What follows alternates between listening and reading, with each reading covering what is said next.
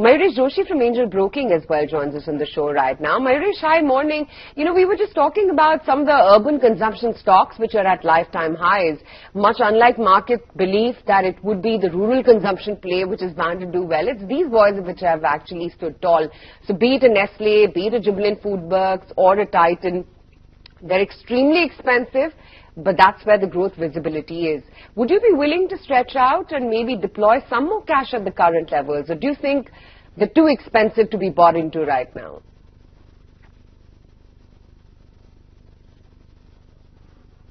Morning, Ayesha. No, I think as far as valuations are concerned, yes, considering their mean averages, the valuations are on the higher side. And the valuations are needed to be backed up by very strong earnings growth, which can be consistently displayed over the next few quarters. So what you probably saw, say in the case of Jubilant, the last quarter's numbers were phenomenal. Whether they'll be able to maintain this run rate and is it something that the markets would ideally like to see? And that is where the peg of the price earnings growth ratio actually comes into play.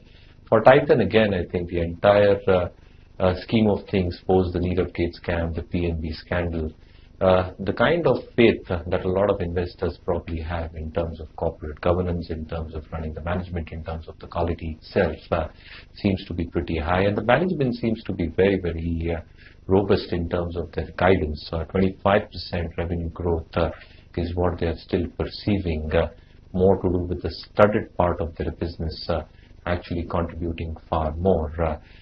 So to a large bit, the valuations probably are on the higher side. That's a fact. Whether investors probably see growth in these stocks, my own perception is that earnings for specific companies like Titan can very well continue. But are you willing to probably pay a price which is far higher than historical averages? So yes, I think investors who probably have these stocks at lower levels can continue holding.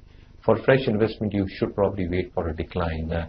Wait for the forward ratios to probably cool down a little bit, valuations to become a little bit more saner, and then probably enter these stocks.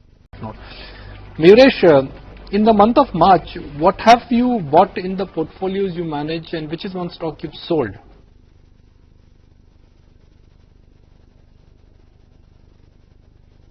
It's very difficult to answer that, but what we probably like Nikunj over the medium to long term would be white appliance manufacturers, so say a stock like Blue Star, which we have discussed in the past. I think I continue liking that on the premise that the strong revenue growth can very well continue over the next few quarters in excess of 20-22 odd%. What you're probably also seeing in terms of market share gains, specifically in the unitary cooling products division, which is your room air conditioners, is close to 11-11.5%.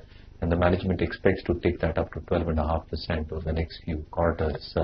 What actually happens in terms of margins going up for this part of their business, which again contributes close to 47-48% of the overall revenue, is that the margin improvement leads to significant earnings growth. So you're probably looking at a 30% CAGR in terms of earnings over the next 2 years. So I think this is one very interesting play that we've got.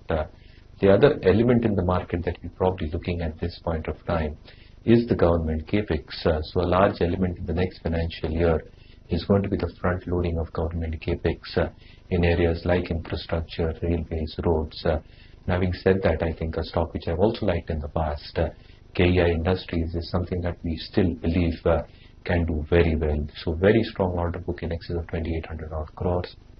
You've actually got that split between the EPC business, which is doing phenomenally well.